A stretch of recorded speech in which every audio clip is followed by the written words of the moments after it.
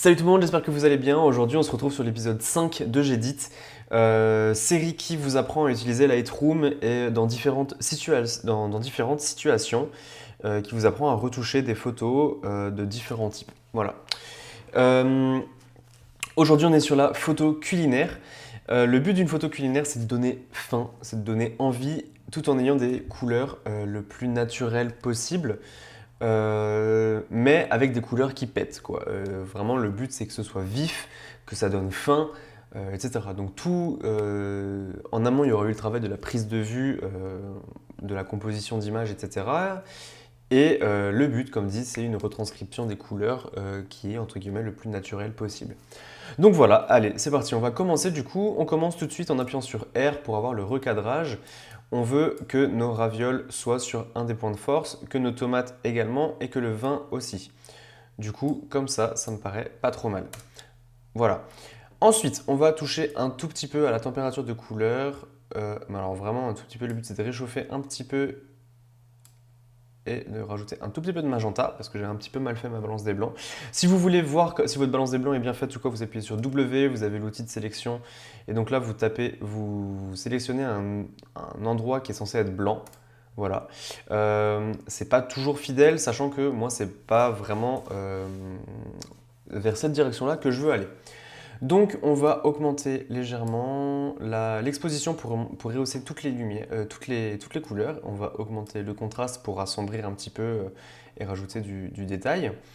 On va baisser les hautes lumières, vraiment, vraiment baisser les hautes lumières, parce qu'on voit que sinon le blanc était un peu cramé. Voilà, et on va hausser nos ombres pour avoir un petit peu le détail dans le vert. Voilà. Là, on est déjà sur une base qui est déjà un peu plus correcte, sachant que on va pousser un peu nos blancs et baisser nos noirs pour avoir des ombres légèrement plus marquées. Comme on est en photo culinaire, on aime qu'il y ait de la texture et un peu de netteté, alors sans trop en abuser, et pareil pour la clarté, pour avoir un petit peu plus de détails dans les ombres, de netteté dans les ombres. Vous voyez que c'est un petit peu abusé, c'est normal, on y reviendra juste après. Correction du voile, on ne touche pas. Saturation, on va monter à plus 20 et plus 5. Alors plus 20, pas là, pardon. Plus 20, c'est un peu abusé. Voilà. Là, ça me paraît pas trop mal. Avant, après, ça me paraît pas trop mal. On va faire une courbe en... Alors, vous connaissez tous la courbe en S. Pardon. Vous connaissez tous la courbe en S. Euh, Sauf que cette fois, c'est pas vraiment ce qu'on veut faire. Vous voyez, c'est vraiment moche, c'est pas ce qu'on veut faire. Nous, ce qu'on va faire, c'est une courbe entre parenthèses, mais alors c'est vraiment, vraiment très léger.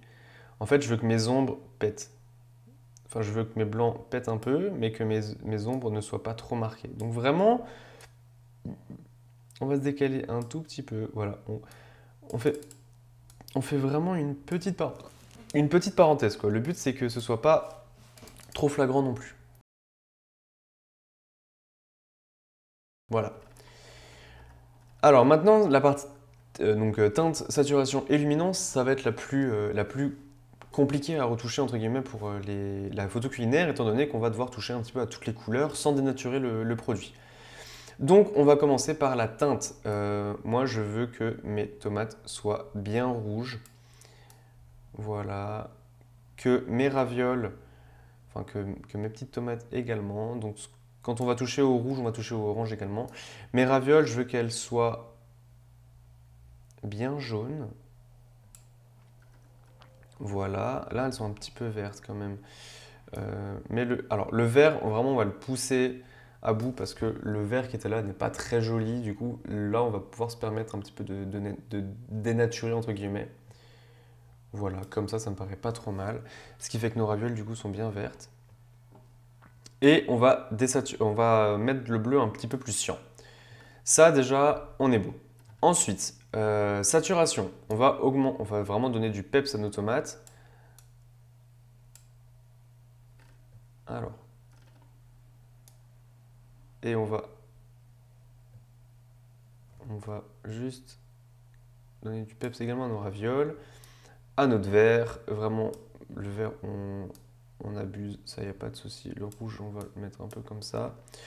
Voilà, le bleu, on désature. Voilà, là, on n'est pas trop mal. Vous voyez que j'étais trop haut et qu'on va quand même décaler un peu plus comme ça pour avoir les tomates et moins d'espace vide de ce côté. Voilà, tout en ayant nos points de force respectés. On va augmenter la luminance de nos rouges, de nos oranges, pour vraiment faire ressortir les produits. Le jaune un petit peu et le bleu, on va l'augmenter un petit peu. Voilà. Ça me paraît pas trop mal. Par contre, on a notre courbe ici qui est beaucoup trop accentuée. Voilà. Et on a un contraste encore un peu trop marqué. Par contre, on a vraiment nos rouges. Donc là, on va prendre la petite pipette là. On va sélectionner. Voilà, on veut vraiment que ça pète, quoi. Voilà, on va plus faire comme ça. Donc voilà, vous avez la petite pipette ici, vous sélectionnez. Ça vous permet de prendre un endroit et de pouvoir retoucher individuellement. CTRL Z, non. CTRL Z, voilà. Pour pas toucher ça. Là, on voit que ça pète un peu beaucoup quand même sur les jaunes. Donc on va baisser la luminance de nos ravioles.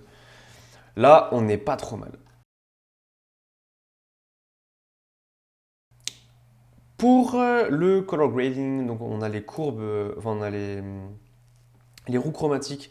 On va faire des ombres un peu bleutées, voilà, comme ça, parce qu'on veut quand même une image qui soit un peu froide. Même si le but c'est que ce soit chaleureux et que ça donne faim, on veut que nos ombres soient froides. Et nos hautes lumières, on va pas aller bouger beaucoup, on va aller plus vers le orange, sans trop abuser. Voilà, comme ça me paraît pas trop mal. Réduction de bruit, comme on a un peu tiré les ombres ou quoi, on va lisser légèrement l'image sans trop en abuser. On active la suppression, l'aberration chromatique, pardon. On va diriger le regard au centre, donc on met un peu de vignettage. Voilà, pas de plus. Et en étalonnage, on va pas toucher au rouge parce que notre rouge est vachement bien. Par contre, on va baisser un peu, voilà, c'est ça qu'on va faire, on va baisser un peu nos bleus, tout en désaturant également la saturation. Et vous voyez que ça baisse également l'ambiance générale. Et on va saturer un peu plus le vert. Vous voyez, on a nos couleurs ici qui peps.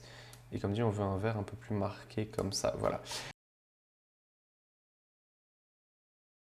Je reviens un peu sur les expositions de base parce que je vois que on a nos ombres qui sont trop marquées. Donc on va baisser le noir.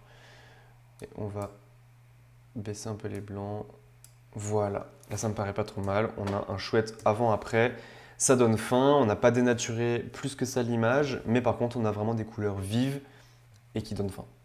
Merci à tous d'avoir regardé cet épisode, j'espère qu'il vous aura plu, que vous aurez appris des choses. N'hésitez pas à liker, commenter, partager, vous abonner, tout ce que vous voulez. Je vous dis à très bientôt, ciao tout le monde.